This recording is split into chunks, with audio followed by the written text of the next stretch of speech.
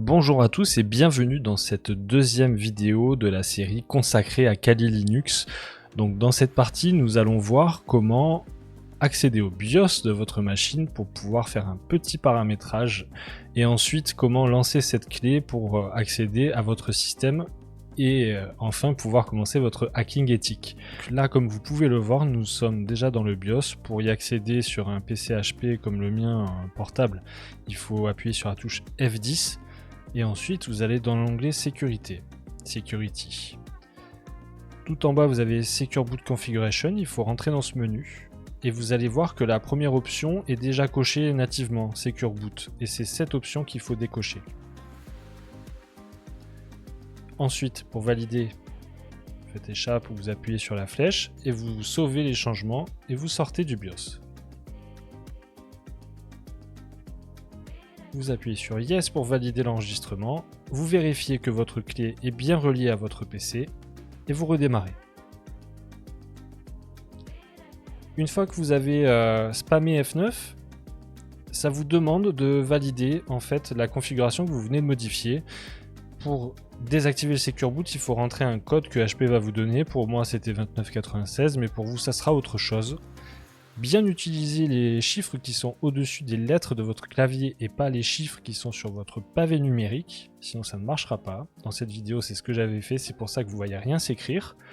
Et ensuite, une fois que vous avez fait ça, le PC va redémarrer, vous allez spammer F9, choisir votre clé USB qui sera dans la liste, et vous allez tomber sur ça, sur ce menu qui est assez éloquent. En fait, si vous voulez lancer votre système en mode persistant, il faut choisir cette option-là et pas celle qui est Encrypted Persistence.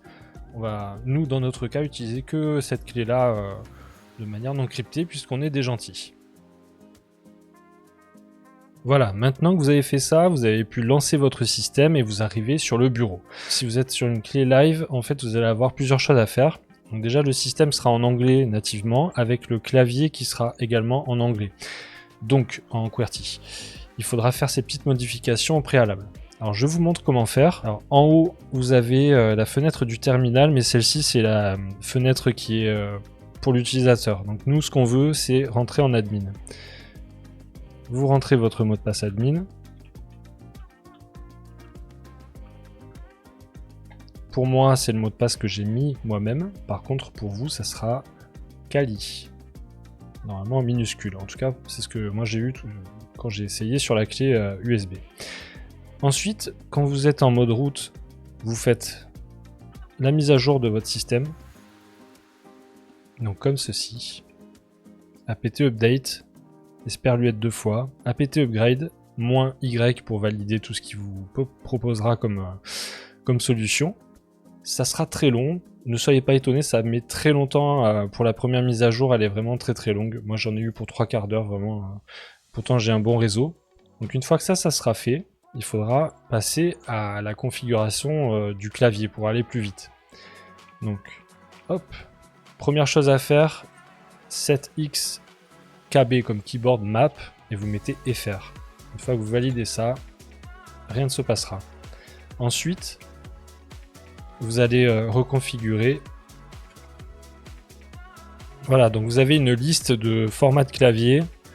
Il faudra aller chercher le FR, comme d'habitude, pour ceux qui connaissent. Voilà, non, il est ici.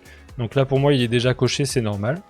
Mais en tout cas c'est celui-ci qu'il faudra cocher pour vous sur la clé USB en mode persistant. Ensuite vous validez.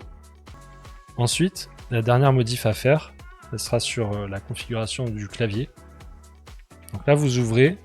Pour ma part, sur ce PC, c'est un clavier générique à 105 touches. Donc, je garde la configuration qu'on m'a proposée d'office. Vous pourriez éventuellement trouver votre bonheur là-dedans. Je vous déconseille de vous aventurer dans des trucs un peu trop spécifiques. Si vous ne retrouvez vraiment pas le modèle exact de votre clavier, gardez le générique, hein, c'est mieux, c'est plus pratique. Et voilà, donc l'objet de cette vidéo c'était juste de préparer son système. Je vous réserve les 3 commandes, on va dire, les plus utilisées pour la prochaine vidéo, donc restez à l'écoute. Merci d'avoir suivi cette vidéo. Je vous donne rendez-vous dans pas très longtemps en fait, hein. On va se retrouver dans peut-être 48 heures avec cette vidéo qui va nous permettre de tester un peu notre réseau. À la prochaine, salut.